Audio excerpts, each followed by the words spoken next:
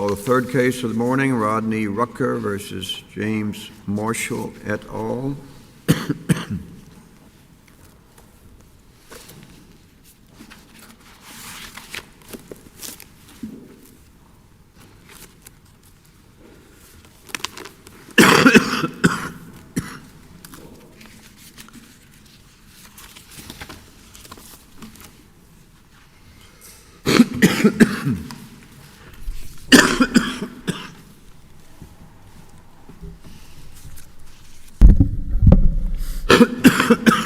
Morning, Your Honors. May it please the Court.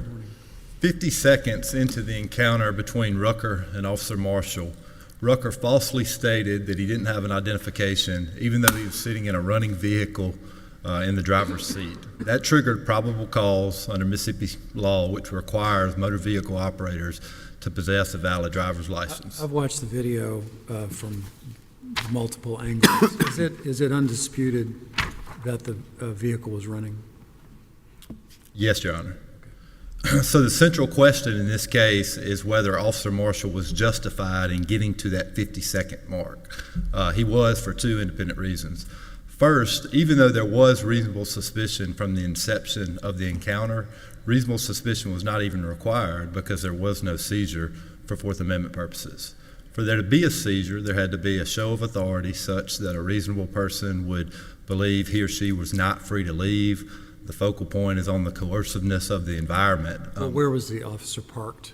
He was parked behind him, which case law says is not necessarily indicative of a seizure. And the important point there is there was no blue activated lights.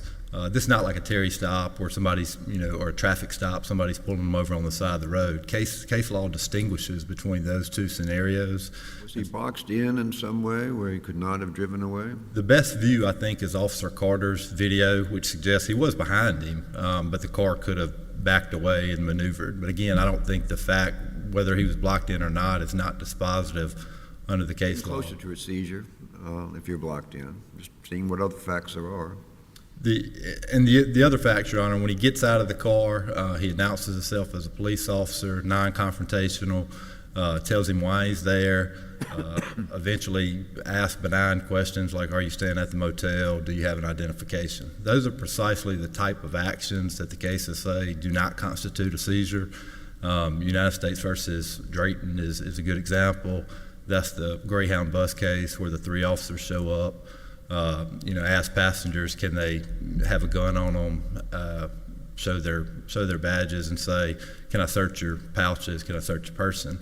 Certainly asking somebody to search your possessions, your person is more evasive than saying, are you staying at this motel and do you have an identification?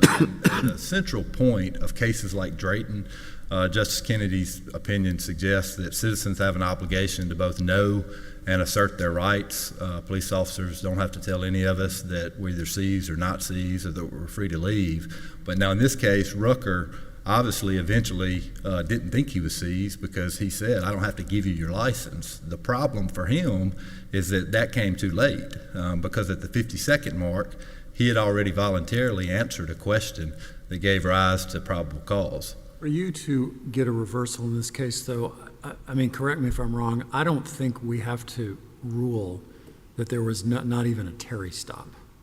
Meaning, we could assume, maybe you disagree, maybe we could assume for the sake of argument that when the officer parks behind the car and walks up to the window and says, hey, I just want to check out what you're doing here, tell me who you are, that in fact is a Terry stop. Couldn't we just assume that? Certainly you could, Your Honor, and that's sort of where I came in at to say, even if it is a seizure, there's reasonable suspicion. But certainly as I dug in for the argument and really, started looking at the seizure cases, I became even more confident that this was just simply not a seizure. One of the other cases I would point out is this court's decision in United States versus Smith, where I think Judge Higginbotham distinguishes between getting out with somebody and saying, I'm here because there's a lot of crime in the area and you specifically are under investigation. The latter didn't happen here. The latter would be suggestive that the person is not free to leave. The former, this court's decisions say are not.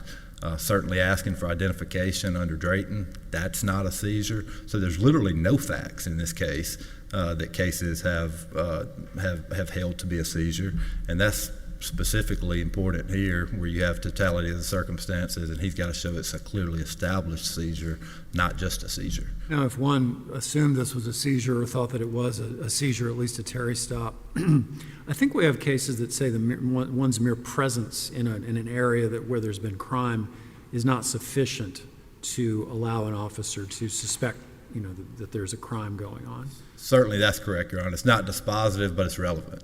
What else? So we need to say, just because he's parked there. Correct, Your Honor. High crime area, 3 a.m. in the morning, running vehicle for at least 5 minutes and 22 seconds, and sitting in a car that's registered to an individual that lives supposedly 5 minutes away. So the combination of all of those factors certainly give rise to reasonable suspicion, and certainly to arguable reasonable suspicion, which is all that's required in this case. We cite the Judge Bibas line in our brief that says, well, reasonable suspicion requires more than a hunch, but not much more. And that was a criminal case. Again, here all we're talking about is arguable reasonable suspicion, not actual reasonable suspicion. The Supreme Court tells us that probable cause is a low bar, reasonable suspicion certainly a lower bar, and arguable reasonable suspicion, is at the bottom of the spectrum, and we have that here based on all of those undisputed facts. My friend on the other side, says, well, all of those things are completely lawful behavior.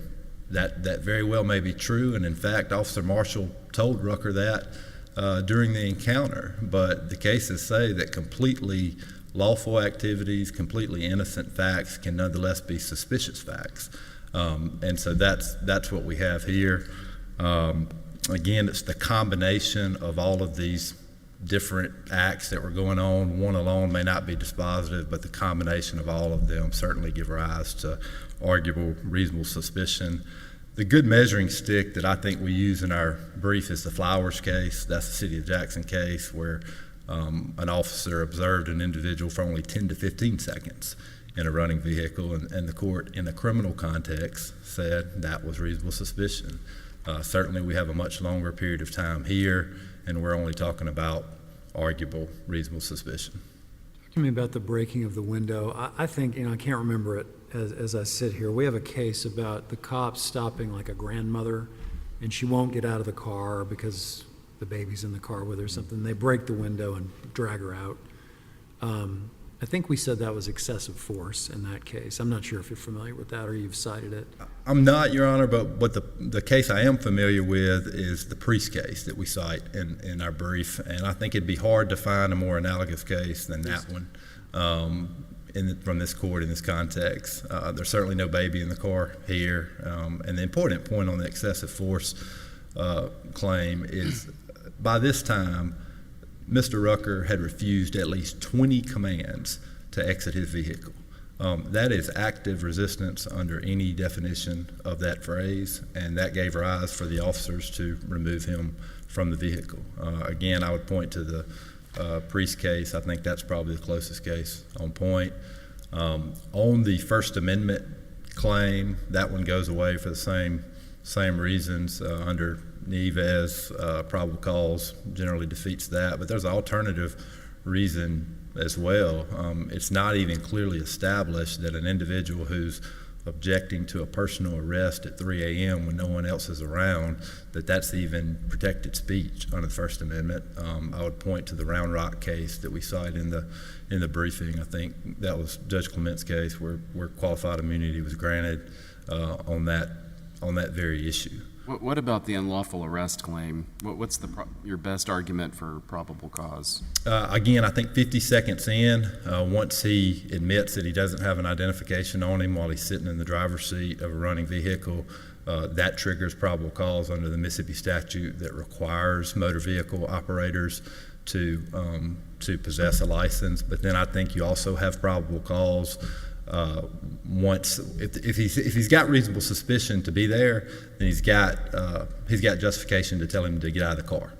Once he doesn't get out of the car, that's failure to comply as well. So he also had probable cause for failure to comply. I think those are probably the easiest things to point to. And on the reasonable suspicion, certainly there's reasonable suspicion from the inception of the encounter, but once he gets up to the car, rather than dispel the suspicion, the suspicion grows even greater. You have to remember this is February and it's freezing cold, and this individual is sitting in the car in a short sleeve shirt. That could be suggestive of drug use. He's sitting in a car with the back seat full of belongings, even a bicycle in the back at 3 a.m. Nobody else is around. That could be suggestive of theft. Certainly they could be innocent facts too, but again, we're talking about reasonable suspicion. And so there's just a combination of facts here. Again, I think the Flowers case is probably a good baseline. Remind me, when were the police able to determine that he had a local address? Prior to walking up to the encounter. So running the license plate? By running the license plate, yeah. And that's where the 5 minutes and 22 seconds come from. So here's the record evidence on that particular portion. So Officer Marshall says, I sat there and watched him for 15 minutes. At his deposition, Rucker said, I don't know how long he was watching me. He then filed a sham affidavit in response to summary judgment that says, well, it couldn't be 15 because I was only there for 10. But we know for sure that there's a dispatch log that he at least observed him for 5 minutes and 22 seconds because that's the time period from the dispatch call to the walking of the vehicle, which again is more than 5 minutes greater than the Flowers case. On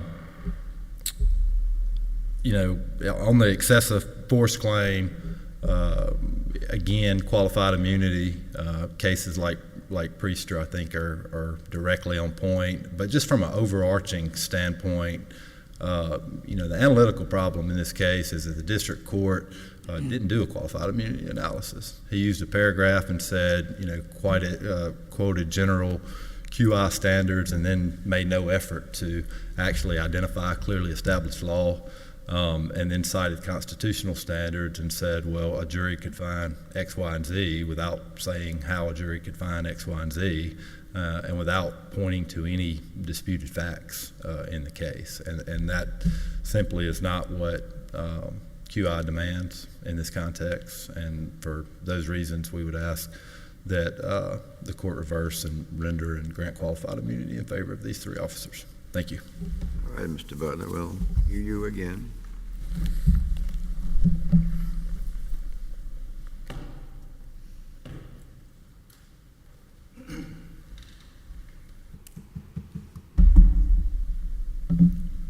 May it please the court. My name is Brandon Flechas, and I'm here today on behalf of Rodney Rucker, who is the plaintiff at the district court level and who is the appellee in this court.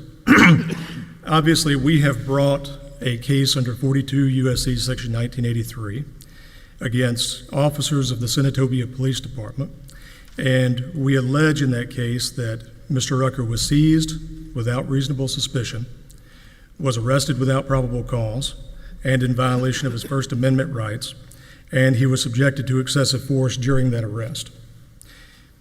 Because I think it's the simplest argument to address and the simplest claim to make an argument for remand to the district court level, I'll address the excessive force claim first.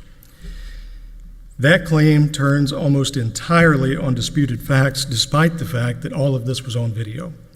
The case which Judge Duncan was referencing is DeVille versus Marcantel.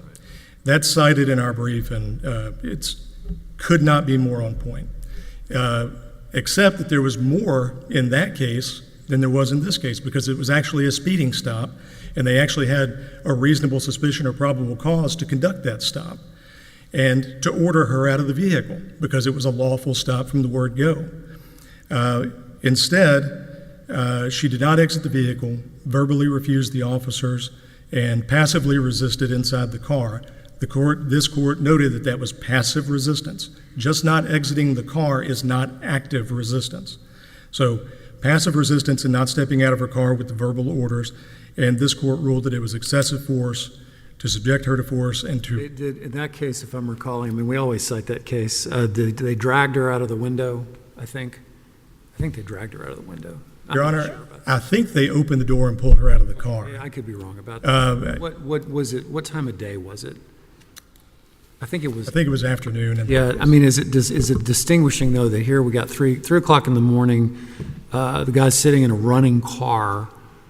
I mean, I can imagine that officer, I'm not sure, I think this argument's being made on the other side, that the officer senses a potentially dangerous situation where you have a guy not complying with order to get out of the car, 3 o'clock in the morning, car's running. What do you think? Your Honor, there was no reason to believe that Mr. Rucker was dangerous at all. The case law in addressing that type of concern looks for furtive movements inside a car, which I assume they'll say that he moved inside the car. And of course, you can listen to Officer Marshall's language about stop digging around in that effing car. But what he does is pulls out a cell phone and begins to text or scroll on his cell phone, not a gun.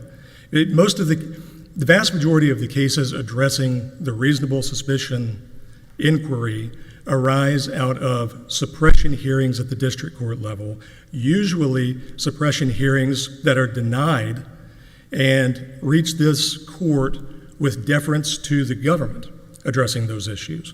Well, counsel, whatever distinctions you want to make or not make with DeVille, it seems to me what Mike Mills skipped is that we're talking about qualified immunity. We're not talking about an arrest of this person and whether there's probable cause to do it and whether the conviction that follows was proper. It's whether this officer acted improperly under clearly established law. So 2 steps. Did he violate constitutional rights? And if we make that determination, are we making that based on clearly established law? And Judge Mills didn't, seems to me, do any of that. So any distinction with DeVille, and there are some, could very easily make it not clearly established law. So it does seem to me on each of these steps, or not each of them, the total combination of on whatever claims that you have, you need to show us that this clearly established law that shows to any reasonable officer, all reasonable officers, that what they did would be improper. So help me with this. Do you at least agree that that's not what Judge Mills did? You're not going to get me to say anything bad about Judge Mills, but I will say... Take bad. I'm just asking you a fact. I will say... Not rhetorical excess, just a fact. There is an argument to be made that the district court did not separate issues and analyze completely issues as may be required under certain requirements in this So what circuit. clearly established law did this officer violate at the different points that you need to support your claim? With the mixing of the issues and the question, I would say that DeVille is right on point with the excessive force case. I would also, specifically with excessive force now, a case Bagley versus Guillen, which is 90 F 4th 799, and I'll file a 28J letter with anything that's cited that's not in my brief. Now, this was a 2024 case, but it decided based on 2019 events. So it was clearly established as of 2019. Bagley reiterated the proposition that the amount of force used must meet the need for the force and reiterated that even if there was prior resistance, once resistance has ceased, then the need for force ceases.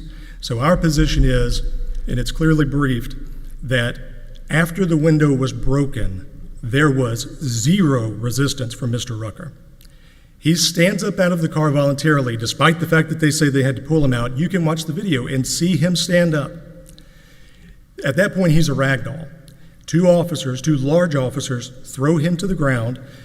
They pulled a screenshot saying, look, court, you can see he's on his side. If you watch the video, he's on his side as a result of being knocked to his side by the officers.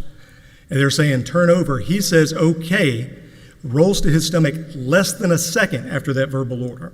Despite that, his head is shoved into the ground, and he's got objective injuries that follow that. I think it's well briefed enough in the brief to not go over the de minimis. Well, so I've watched the video. I can see the level of force being used. Tell me a case where, tell me a case where in effectuating an arrest, the level of force that's comparable to force here, we say is excessive. Right. In the Hanks case cited in my brief and the Tremel versus Fruge case cited in my brief. Well, I remember those case names, but I don't remember exactly the kind of force that was used. What was Hanks? Those were spear tackle or Okay, I remember that. All right, that's a spear tackle of somebody who's got his hands on the back of the car and is not doing anything. right.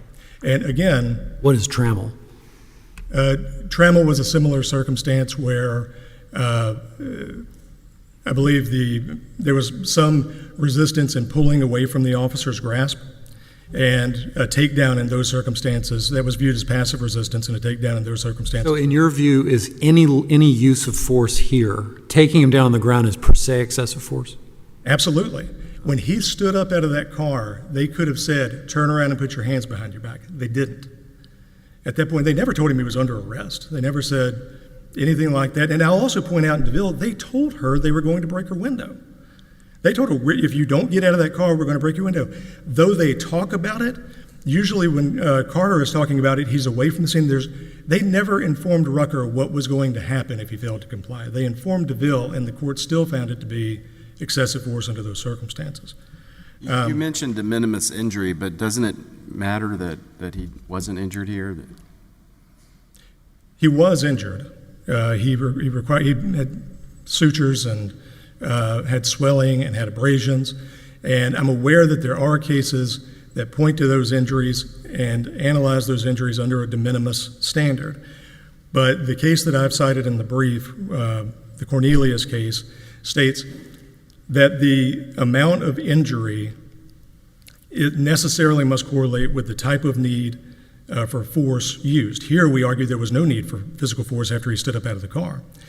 So that case says, so any injury, some injury resulting from an excessive use of force is by definition not de minimis. So even minor injuries or solely psychological injuries, that case specifically states that. So if basically the argument that we get from defense on 1983 cases is, well, it's de minimis because they like that word, because he wasn't that hurt. And the implication there is that an officer can use unnecessary and excessive force as long as they don't hurt the guy too badly. Well, that's not the law. The law under the Cornelius case is any injury resulting from an unreasonable use of force that was not necessary amounts to an actionable injury. So that would be our argument on the de minimis standard. With regard to the initial encounter, since Your Honor asked for specific case law, first of all, for the argument that his egress was blocked from the parking space. First, let's take Officer Marshall at his word. He testified in his deposition he was not free to leave, and I understand that's a subjective statement, and we're not looking at necessarily the subjective belief of the officer. We're trying to look at what would a reasonable officer believe under the circumstances. But let's take Officer Marshall at his word for a moment. He was not free to leave. Mr. Rucker was not, and he could not have backed out of the parking space. This is cited in our brief and cited in the record. He could not have backed out of the parking space because I was parked behind him. That's telling us his egress is blocked. They obviously think it's important because in the first few pages of the brief, they try to point out, well, he left some space between the vehicles. But this is a fact, not of lawyers going back and reviewing a video and saying we can make that argument that he's not that close to him that he can get out of the parking space. But this is a fact testified to by somebody on the scene that day that Rucker could not get out of the parking space because he was parked behind him. You'll also recall from the video, and while it was a hyperbolic statement, Officer Carter told the supervising officer when looking for authority to break the window that I'm just afraid he's going to throw this car into gear and drive into the hotel. That should show the court right there that Officer Carter also perceived that he couldn't back out because of the position of Officer Marshall's car. His only option was to drive through the hotel. Now, the reason I say that's hyperbolic is because if you watch this video, there was never an indication that Rucker was a threat at all at any time. He peacefully asserted his rights. Despite being cursed at by police officers, he did not curse. Despite being yelled at and taunted by a police officer who should know better, he did not taunt back. He asserted his rights as calmly as you could expect a man who works at McDonald's to do. Help me with this, just common sense. I mean, I've watched the videos, both of them, or multiple videos.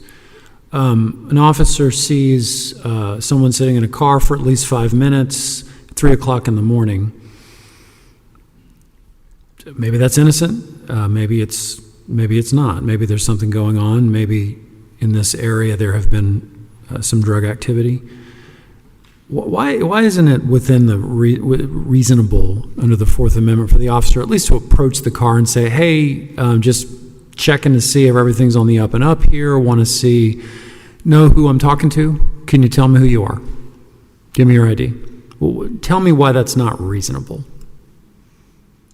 If it is a consensual, we don't have to reach reasonableness if the officer just wants to walk up and see if the person will engage in a consensual encounter with him. Wasn't that what happened? That's not what happened because of the blocked egress. Okay, well, okay, fine. Car's blocked. I actually want to know who you are.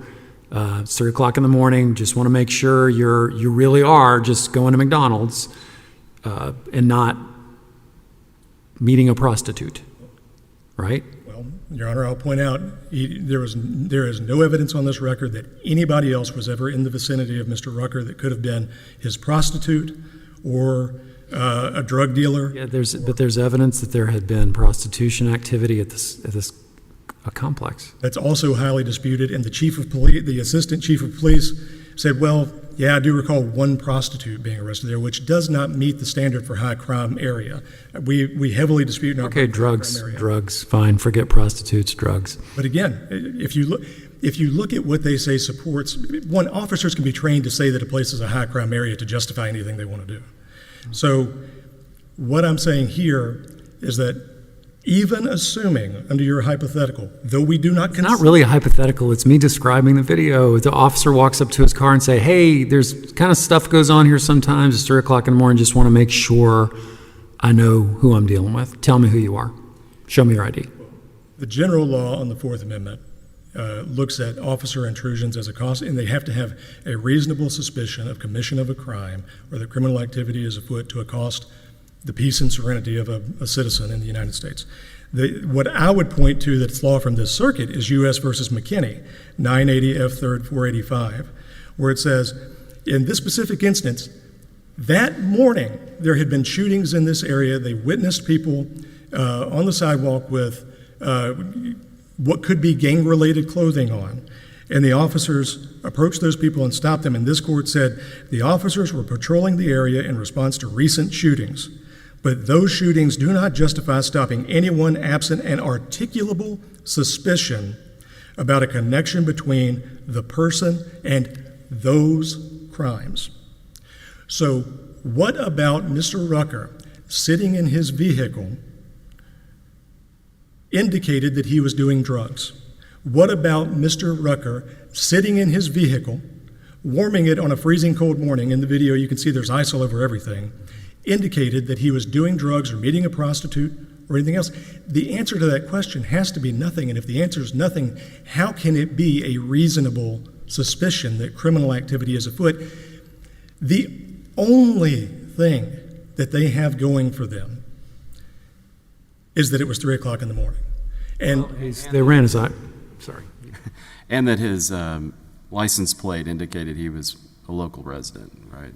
Again, Your Honor, and maybe this is hokey to say, my wife and I take staycations in the same city we live in all the time and stay in a hotel. I would hate to think that that subjects me to a police officer being able to approach me simply because my tag comes back in the same city that the hotel is in. But again, his tag is from the same city where the hotel where he was a guest. What crime does that indicate? What crime is indicated by staying at a hotel in the same city that you live in? There simply is none. It's not a crime, and it's not indicative of a crime. And that's the question that has never been answered in this case, is, okay, you say it's a high crime area. We dispute that, but you say it's a high crime area. You specifically say narcotics and prostitution. You ran his tag. His tag did not come back as having a suspended license. That happens all the time in Mississippi, that people run a tag and it comes back that the person has a suspended license, and as long as the person driving the car roughly matches the identity of the person it's registered to, they can pull them over. Our state says that. Here, nothing came back from running the tag which would have given him any heightened suspicion whatsoever, unless you count being in the same city as the hotel as suspicious. How this is different from other cases. Look specifically at Terry. In Terry, which is the seminal case for reasonable suspicion, the activity of the suspects was that they were casing a store. They were walking back and forth. And while there may be an innocent explanation, a trained officer can look at that and say, that person may be casing the store. In Flowers, where the vehicle was parked, the vehicle was parked in such a way as to be casing the front of the store. There was no reason for them to be parked where they were on the side of the store, being blocked where they could see the entrance. Flowers is also almost specifically tailored to the city of Jackson, Mississippi, to the point that if you look at footnote 4 in that case, it talks about Jackson, Mississippi having one of the highest crime rates in the nation routinely, and specifically talks about the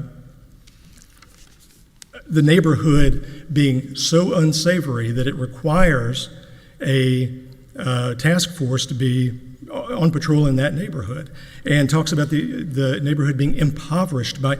This hotel in Senatobia is not the same area as Jackson, Mississippi. It also focuses entirely, especially if you look at the Morris case, distinguishing Flowers on recency of crimes. So because the court has asked for specific cases, I do want to give you a few in the moments that I have left. In the Flowers case, Flowers cites U.S. versus Beck and says specifically, this does not run afoul of Beck. In Beck, the court held by pulling so close to the Chevrolet, the officers effectively restrained the movement of the driver and his passenger, and it was apparent they were not free to ignore the officers and proceed on their way. This is another case where blocking egress constituted a seizure. Here, there's enough evidence on this record to show that he was blocking his egress.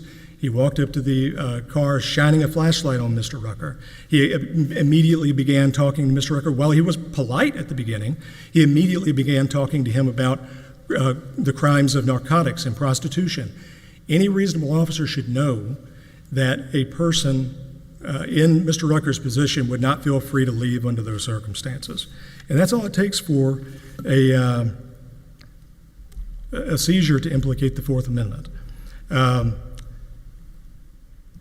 I'll add, if you review the case of Tyson versus Sabine, which was cited by the appellants, and it cites to U.S. versus Berry, it says that this court has taken into account whether officers have blocked an individual's path and whether the officer expressed to the individual that they were suspected of crimes. That's exactly what you have here. He walks up to Mr. Rucker and begins talking about narcotics and prostitution. It's obvious that Mr. Rucker thought he was being accused because he said, "Who told you that? Who called?" So with all of that and all of this record and just an absolute lack of reasonable suspicion, this court should send this court back to the district court level for trial. Thank you. Thank you, Counsel.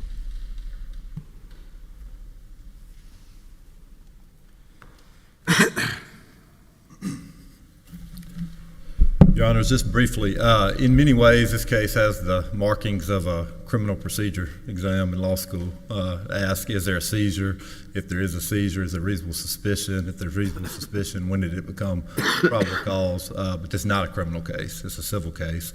And that triggers qualified immunity, which is a very demanding burden, and the analysis was not performed by the district court, and no clearly established law has been identified by the plaintiff in this case. If I can respond just briefly to a few of the comments by my other side. He said that it's never been answered what crime, the video. I mean, we just watched the video, and Officer Marshall immediately announced to Mr. Rucker why he was there and what he was concerned about. So he knew that all along. The DeVille case, Judge Duncan, that you asked about and that my friend discussed, there's all sorts of distinctions between that case. The lady in that case was only asked twice to get out. Mr. Rucker was asked 20 times. There was a child in the car, no child here at 3 a.m. in the morning. They immediately busted the window. That didn't happen in this case. Again, 20 times they asked him to get out of the vehicle and had to call another officer to bring a device to be able to. True, they did not warn him, our 21st time, we'll break the window? That's true, Your Honor. Now, on the video, you can hear the officer communicating to another officer over the radio saying, "Can we break the window? You know, we're going to break the window." But I don't think it's the factual record indicates that Mr. Rucker would have heard that statement. But again, I don't think it matters. I think the Priester case says it doesn't matter. DeVille, again, was 2009. Obviously, the Supreme Court has said, instructed courts to be wary of older cases that came before recent announcements to be more specific in identifying clearly established law. And I think that you get to the Priest case in 2021, and they clearly didn't think DeVille was clearly established law in that case. The question of passive resistance, that is a question of law, and refusal to follow oral commands 20 times is active resistance, not passive resistance, and that is clear from the case law. And all of this is rapid evolving, no doubt. You can see that from the video. And basically what the court's cases say, if you have an individual that refuses 20 law enforcement commands, a reasonable officer doesn't have to think all of a sudden that the person is going to say, okay, I give up now, and I'm going to quit resisting. You're saying that's what justifies what is claimed to be excessive force? I do. I think it explains the reasonableness of the law enforcement. Or whatever your explanation is, I guess what I'm asking. Force, put him on the ground. What clearly established law would say that was all right? Well, I think that switches the burden. I think he's got the burden to say clearly established law that it's not okay. I guess I asked it in the wrong way, but you're right. So is there no clearly established law that you can't physically put somebody on the ground who's not resisting? Or you say there's a reasonable belief that he was resisting? I think there's a reasonable belief that he was resisting, and I also think the Fourth Amendment cases say that every lawful arrest necessarily comes with some level of physical interaction, and the question is what physical interaction is reasonable and what's not. And it's reasonable in this case when somebody refuses 20 law enforcement commands to forcibly remove them from the car. In fact, in the Priester case, it was reasonable when somebody refused 2 commands. And so here we have 18 more. Going back to the initial reasonable suspicion, what's the evidence in the record that it was a high crime area? That sounds like it was disputed, or that there was little evidence. It was not disputed, Your Honor. What happened was all of the officers testified that it was a high crime area. The plaintiff testified he had no idea one way or the other. So it was the officers' conduct was uncontradicted. What then happened was we put in a report that in 2020, the year up until this event, there had been 20 complaints, or 74, 72, something like that, citizen complaints of calls to get those officers to that area. That evidence is not necessary in the record, but it was just added to show the amount of complaints that the officers received. There's no contrary evidence. That area being the hotel? Right, Dreamland Motel, not hotel. This is by no means the Windsor Court or any other nice hotel. This is a activity. This is a motel that everybody in the area knows is known for crime, and it's undisputed. All that you have contrary to that is argument in a brief with no supporting evidence. Red light, Mr. Butler. Thank you, Your Honors. Thank you. Thanks to you both. Keep going.